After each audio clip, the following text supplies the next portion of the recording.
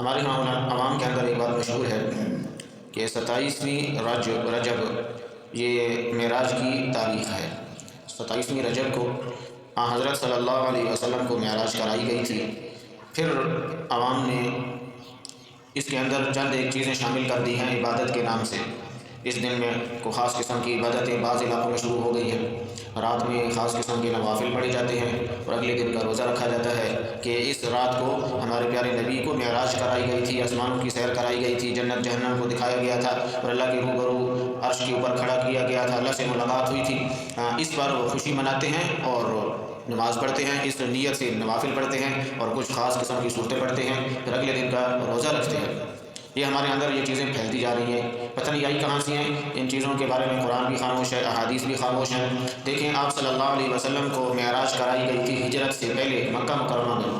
جب آپ صلی اللہ علیہ وسلم طائف تشریف لے گئے تھے تو طائف کے لوگوں نے آپ صلی اللہ علیہ وسلم کو بڑی تکلیفیں پہنچائی تھیں۔ اب وہ واقعہ بیان یہاں اتنا ٹائم نہیں ہے، لیکن اتنی تکلیفیں پہنچائی کہ ایک دفعہ عائشہ رضی اللہ تعالیٰ عنہ نے پوچھا، یا رسول اللہ آپ کو سب سے زیادہ تکلیف کس دن پہنچائی گئی ہے، یعنی آپ کا پوری زندگی میں سب سے سخت دن کون سا ہے؟ تو آپ نے فرمایا عائشہ طائف والا دن میری زندگی کا بہت مشکل دن تھا کہ 6 میل تک برابر آپ صلی اللہ علیہ وسلم کو پتھر پڑتے رہے، لوگ پتھر مارتے رہے، آپ زخمی ہوتے، اتنا زخمی ہوتے کہ گر جاتے اور پورا جسم زخموں سے لہولہان خون بہ رہا ہے۔ تو آپ کو یعنی اس وقت کے جو سخت ترین دشمن تھے نا عتبہ اور شیبہ، مکہ مکرمہ کے قریش مکہ کے یہ سرداران میں تھے، عتبہ اور شیبہ اتنے سخت ترین دشمن تھے کہ غزوہ بدر میں مشرکین کی جو سردار تھے نا، اس وقت جو بھی ہوتا تھا، لڑائی ہوتی تھی، جنگ ہوتی تھی، تو بڑے بہادر آدمی کے ہاتھ میں اپنی فوج کا جھنڈا ہوتا تھا۔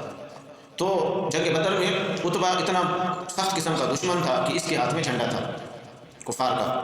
تو لیکن آپ صلی اللہ علیہ وسلم کی حالت اتنی عجیب تھی، اتنے زخموں سے چور چور تھے کہ یہ سخت قسم کا جانی دشمن بھی اس کو بھی رحم آ گیا تھا آپ کو دیکھ کے۔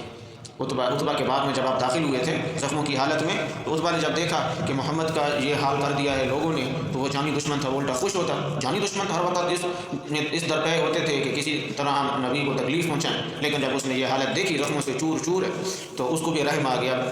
اس نے اپنے ہاتھوں سے اپنے باغ کے انگور توڑے اور پھر وہ اپنے غلام کو دیے اور کہا کہ یہ ان کے پاس لے جائے اور ان کو ان کے خدا کی قسم دینا کہ یہ رد نہ کریں، اس وجہ سے رد نہ کریں کہ یہ ان کے دشمن نے بھیجے ہے، یہ ہمارے یعنی رشتہ داری کی قسم دے دینا اس کو کہ یہ وہ کھا لیں گے۔ یعنی اتنی زیادہ بری حالت ہو گئی تھی آپ صلی اللہ علیہ وسلم کی طائف کے اندر۔ تو ان مع العسر یسرا قرآن کا ایک فیصلہ ہے، قرآن کا ایک ضابطہ ہے کہ ایک تنگی جب اللہ تعالیٰ کسی کے ہاں بھیجتے ہیں تو اس کے بعد آسانی بھی بھیجتے ہیں۔ ایک مشکل آتی ہے تو اس کے بعد آسانی ہوتی ہے، غم ہوتا ہے اس کے بعد خوشی ہوتی ہے۔ یہ دنیا کا نظام یہ اس طرح چل رہا ہے، کبھی خوشی کبھی غم، کبھی اٹھان، کبھی انسان اونچا جاتا ہے کبھی نیچے گرتا ہے، کبھی تخت ہوتا ہے کبھی تختہ ہوتا ہے۔ یہ سارا کا سارا نظام اللہ تعالیٰ نے دنیا کا اس طرح بنایا ہے۔ تو اتنی زیادہ جب تکلیفیں پہنچائی گئی ہیں تو اس کے بعد انعام کے طور پر آپ صلی اللہ علیہ وسلم کو معراج کرائی گئی تھی۔ یعنی معراج وہ معجزہ ہے اس کائنات کا کہ آپ صلی اللہ علیہ وسلم سے پہلے ہزاروں لاکھوں انبیاء ہیں، کسی کو بھی یہ معجزہ عطا نہیں ہوا۔ کسی کو بھی اللہ تعالیٰ نے اپنے سامنے کھڑا نہیں کیا دنیا کے اندر، تو اللہ تعالیٰ نے وحی بھیجی ہے، وہ بھی فرشتوں کے ذریعے سے۔ موسیٰ علیہ السلام واحد پیغمبر ہیں جن کا لقب کلیم اللہ ہے، اللہ سے ہم کلام ہونے کا شرف حاصل کرنے والے، لیکن ان کو بھی اللہ تعالیٰ سے جو ہم کلامی کا شرف عطا ہوا ہے وہ دنیا کے اندر ہوا ہے۔ موسیٰ علیہ السلام نے عرض کیا یا اللہ میں تو آپ سے آپ کا کلام سنتا ہوں، میں آپ کو دیکھنا بھی چاہتا ہوں۔ تو اللہ نے فرمایا اے موسیٰ تو کلیم ہے، تو صرف میرا کلام سن سکتا ہے، تیرے اندر مجھے دیکھنے کی طاقت نہیں ہے۔ وہ لمبا واقعہ ہے۔ پھر آپ صلی اللہ علیہ وسلم کو معراج کرائی گئی تھی۔ معراج بات وہ یہ ہو رہی تھی کہ معراج ہوئی تھی مکہ کے اندر، مکہ کے طائف کے واقعہ کے بعد۔ تو اس کے بعد 12 سال تک آپ صلی اللہ علیہ وسلم دنیا میں رہے۔ 12 سال تک کسی بھی صحابی نے ان دنوں میں رجب کی 27ویں تاریخ کو کسی نے نہ روزہ رکھا، نہ نوافل پڑھی، نہ عبادت کی، بلکہ احادیث خاموش ہیں کہ معراج ہوئی کون سی تاریخ کو تھی۔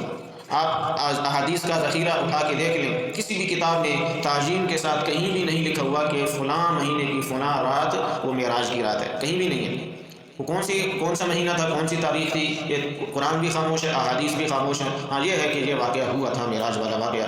تو یہ ہم نے خود اپنی پاس سے تاریخ مہینہ بھی مقرر کر دیا ہے، تاریخ بھی مقرر کر دی ہے، پتہ نہیں کہاں سے یہ چیزیں آئی ہیں، پھر اس کے اندر ایک خاص قسم کی عبادات بھی ایڈ کر دی ہیں اور روزہ بھی ساتھ شامل کر دیا ہے۔ تو ان چیزوں کا قرآن اور حدیث سے کوئی تعلق نہیں ہے۔ لوگ پوچھتے ہیں معراج کی رات کون سی ہے، اس میں کون سی عبادت کرنی چاہیے، کس طرح رات گزارنی چاہیے۔ بعض لوگوں نے اس رات کو شب قدر سے بھی زیادہ اہمیت دے دی ہے، حالانکہ اس رات کا کوئی وجود ہی نہیں ہے۔ تو معراج کا واقعہ ایک وسیع و شان واقعہ ہے جس میں آپ صلی اللہ علیہ وسلم کو بہت بڑے بڑے انعامات دیے گئے ہیں۔ حضرت عبداللہ بن مسعود رضی اللہ تعالیٰ عنہ فرماتے ہیں کہ معراج کی رات میں آپ صلی اللہ علیہ وسلم کو 3 بڑے بڑے انعام دیے گئے، 3 بڑے انعام۔ ان میں سے ایک انعام کون سا؟ وہ نماز۔ نماز اس امت کے لیے بہت بڑا انعام ہے۔ آج ہم نے نماز کو بوجھ سمجھا ہوا ہے کیونکہ ہمیں نماز کی حقیقت کا پتہ ہی نہیں ہے۔ نماز انسان کو زمین کے اوپر کھڑا ہوتا ہے، جھونپڑی میں کھڑا ہوتا ہے، کسی بھی جگہ کھڑا ہوتا ہے، لیکن انسان کو نماز زمین سے اٹھا کر وہ عرش کے اوپر رب العالمین کے سامنے جب جا کے کھڑا کر دیتی۔ نماز میں انسان کیا کر رہا ہوتا ہے؟ نماز میں انسان اللہ کے سامنے کھڑا ہوا ہوتا ہے، اللہ سے ہم کلام ہو رہا ہوتا ہے، اور سب سے زیادہ قریب وہ انسان کون سی حالت میں ہوتا ہے؟ جب انسان سجدے میں جاتا ہے۔ اس وجہ سے بزرگ فرماتے ہیں کہ اگر انسان کو پتہ چل جائے کہ نماز کے اندر میں کس ہستی کے سامنے، کس ذات کے سامنے کھڑا ہوا ہوں، وہ نماز میں کبھی سلام بھی نہ پھیرے، اگر پتہ چل جائے۔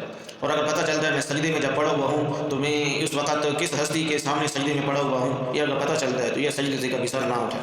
آج ہمیں اصل میں نماز کی محنت نہیں ہے، نماز کو ہم بول سمجھتے ہیں، بس وقت فرض پورا کیا، سلام پھیرا اور چل دی ہے، ہمیں نماز کا پتہ ہی نہیں ہوتا نماز ہوتی کیا چیز ہے۔ آپ صلی اللہ علیہ وسلم اتنی لمبی لمبی نمازیں پڑھتے تھے، اتنی لمبی لمبی نمازیں کہ ہم عائشہ فرماتی ہے کہ میرے ساتھ آپ صلی اللہ علیہ وسلم لیٹے ہوئے ہوتے تھے، سخت سردیوں کی رات ہوتی تھی، اچانک اٹھ بیٹھتے اور کہتے چھوڑ آرام کو چھوڑو، میں تو اپنے رب کی عبادت کرتا ہوں، اور کھڑے ہوتے نماز کے لیے، سخت سردی کی راتوں میں نماز کے لیے کھڑے ہوتے، پوری رات نماز میں گزار دیتے، 2 نفل میں پوری رات گزار دیتے۔ ایک صحابی کہتے ہیں کہ ایک دفعہ میں نے مسجد نبوی کے اندر رات کو دیکھا آپ صلی اللہ علیہ وسلم نماز پڑھ رہے ہیں، نفلی نماز پڑھ رہے ہیں، تو برکت کی نیت سے میں بھی ساتھ شامل ہو گیا کہ میں بھی نماز میں، آپ کی اکیلے کھڑے ہوئے ہیں تو مجھے موقع مل گیا تو نماز میں ساتھ شامل ہو گیا۔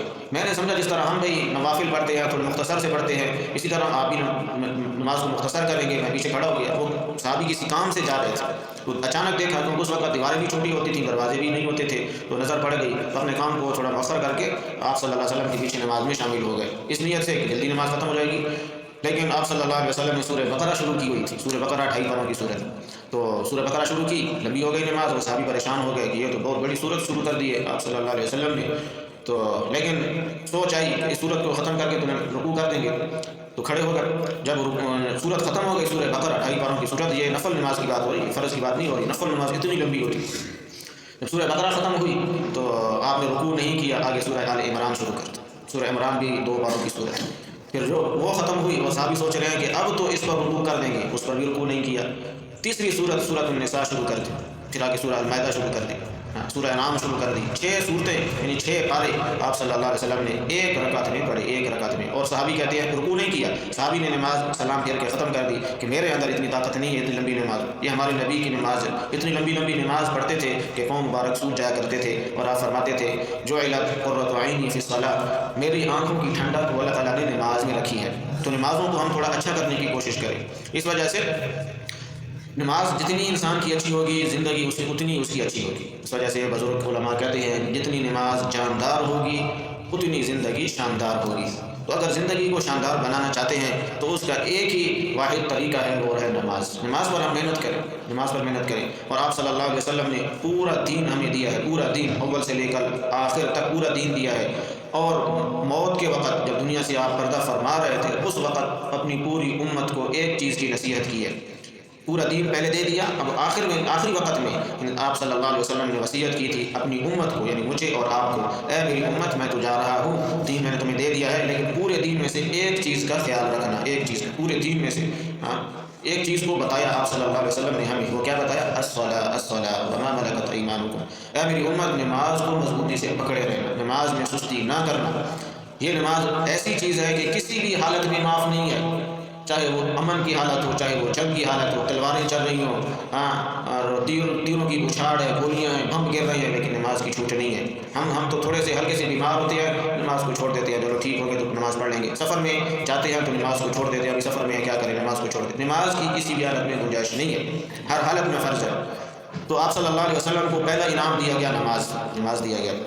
اور دوسرا انعام دیا گیا آپ صلی اللہ علیہ وسلم کو سورہ بقرہ کی جو آخری آیات ہے، آخری آیات للہ ما فی السماوات و ما فی الارض، یہاں سے لے کر آخر تک یہ 3 آیات ہیں، تو یہ آپ صلی اللہ علیہ وسلم کو انعام دیا گیا ہے۔ پھر آپ نے فرمایا عرش کے خاص خزانوں سے اللہ تعالیٰ نے مجھے یہ انعام دیا ہے، عرش کے خاص خزانوں سے مجھے یہ انعام دیا ہے، اور یہ انعام مجھ سے پہلے نہ کسی کو ملا ہے اور نہ میرے بعد کسی کو ملے گا، تو یہ انعام۔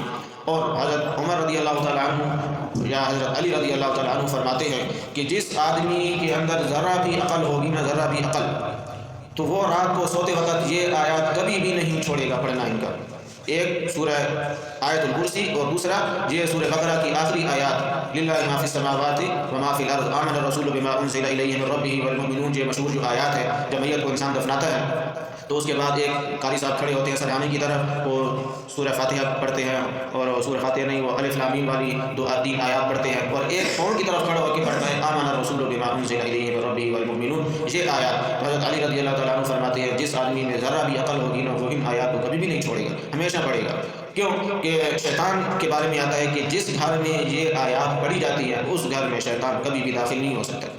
تو اگر اپنے آپ کو اور اپنے گھر والوں کو شیطان سے بچانا چاہتے ہیں، اس سے حفاظت چاہتے ہیں جو ہمارا کھلا دشمن ہے شیطان، تو یہ اعمال ہیں۔ یہ دنیا میں پورا قرآن اب زمین پر نازل ہوا ہے، کچھ مکہ میں، کچھ مدینہ میں، کچھ کسی اور جگہ پر، لیکن یہ جو آیات ہے نا، یہ اللہ تعالیٰ نے اپنے نبی کو عرش کے اوپر بلا کر عطا فرمائی ہے آمن الرسول والی آیات۔ بہتر تو یہ ہے کہ یہ ہمیں زبانی یاد ہونی چاہیے اور ہم ان کو نمازوں کے اندر بھی پڑھیں، اور رات کو سوتے وقت تو کبھی بھی نہ چھوڑیں ان آیات کو، خود بھی اس کا اہتمام کریں، اپنے گھر والوں کو بھی اس کا اہتمام کریں۔ اس کے اور بھی بہت سارے فضائل وارد ہوئے ہیں، اللہ تعالیٰ ہم سب کو اس پر عمل کرنے کی توفیق عطا فرمائے، سنت عطا فرمائے۔